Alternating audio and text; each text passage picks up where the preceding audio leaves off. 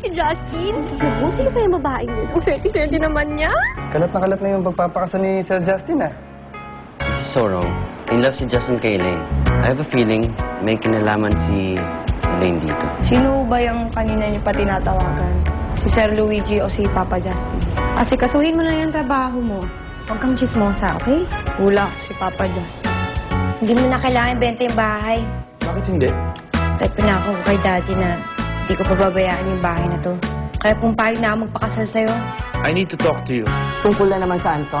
Meron sana akong papakiusap sa'yo. Bakit po ba nagpatawag ng press con si Justin? O bakit ka po ba? Nandito ako ngayon para ipakilala sa inyo ang aking mga pangasawa. Miss Jessie Asuncion.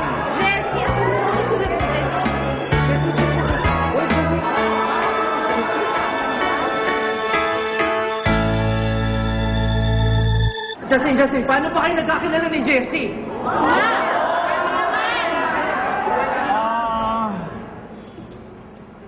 Apo ka na.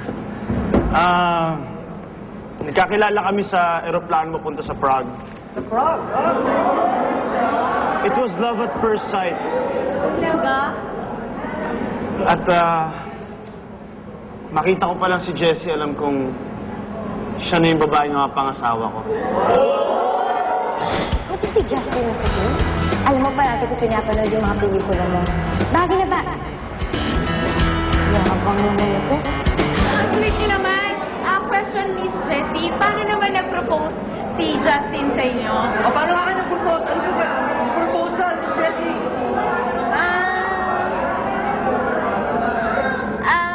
I surprised her. Isang dinner sa bahay ko, complete with a string quartet and fireworks. Tapos tinanong ko lang siya. I want to hire you to be my wife. Pero isang taon lang, tapos mag-aanal tayo. Hindi ako in love sa'yo. Hindi ngayon, hindi bukas, hindi magpakailanman.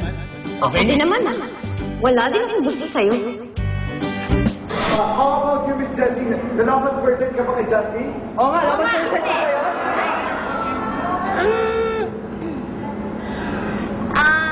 Kasi na-in-love siya sa akin nung pagbalik namin sa Pilipinas. Ang totoo nga niyan binili ko pa yung bahay ko para sa kanya. Bahay? Wow! Alam ko na we were meant to be. At hindi ko alam kung paano ako mabubuhay kung wala siya. Pag hindi ka umalis dito, tatawag ako ng pulis. Tapat ka lang!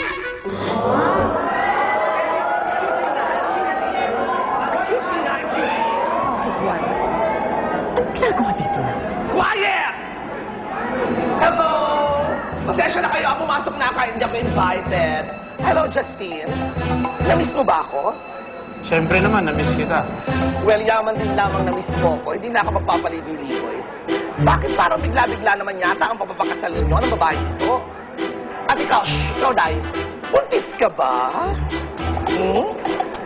Bakit parang ka nalang an-ana biglang sumulpot? Misteryosa? Tanong ko. Is Naveen. Unang-una sa lahat, hindi ako An-An. Ang pangalan ko, Jessie. At saka, pangalawa, hindi po ako buntis. Well, narinig niyo po yan, mga kababayan. Hindi daw po siya buntis. Pero hindi ba alam naman natin na lahat ng mga artista na nagtitinay na sila buntis? Aba? After 9 months, may bit-bit na sanggol. Chiki, hindi kailangan mabuntis si Jessie para pakasalan ko siya. Sweet siya, mabait, matalino, at isang mahusay na writer. Lahat ng katangian ng babae hinahanap ko.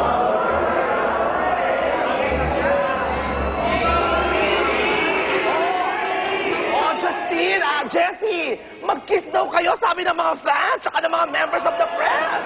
Kiss na, kiss na.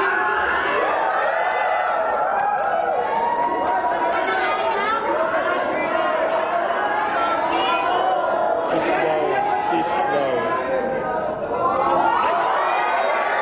Sandali lang, excuse me.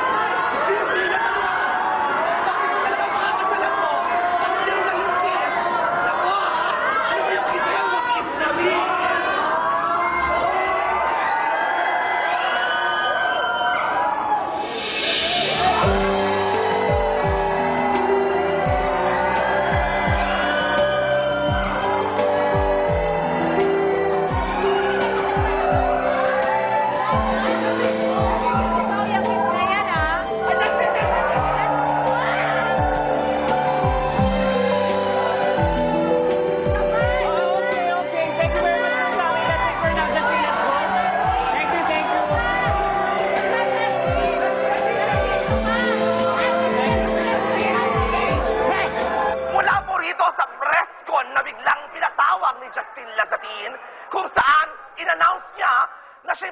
ipapakasal na sa isang misteryosang babae na nagngangalang Jessie. Richard! Hoy! Richard, ano nangyayari sa'yo? Sumasakit ba tiyan mo? Naku, baka mamano yung bibilat niya. Ano na? Donald, ano ka ba? Okay lang ako, no? Kayo ba? Napanood mo kasi! Wala ba kayo na yung babae? Kung sino yung pangasawa ni Justin! Kung sino yung mystery girl! Ay, naku! Walang iba kundi si Jessie! Ha? Si Ate Jessie? Lalo ka na. At sa sikat na si Justin Lasatin? Sure ka? Sure! Eh, napanood ko nga, no? Ano ba naman kung si Jessie, oh? Ang swerte-swerte talaga. Papangasawa pa naman niya. Superstar! Sabi ko na nga ba eh, si Justin yung muntik na makabangga kay ate. Magkakalala pala sila? Yes, we survived it. Nakakatakot yung chiki na yun, ha? Parang kakain tayo na buhay, tsaka tinawag niya akong an-an.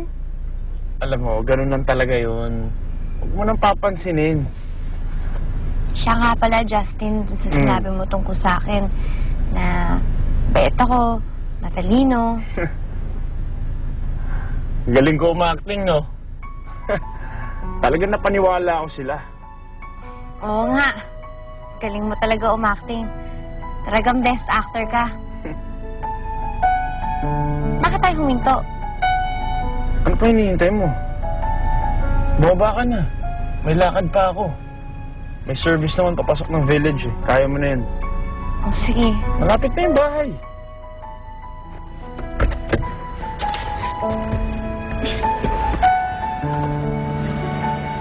Ingat ka, ha? Bait mo talaga. Sige, ikaw din.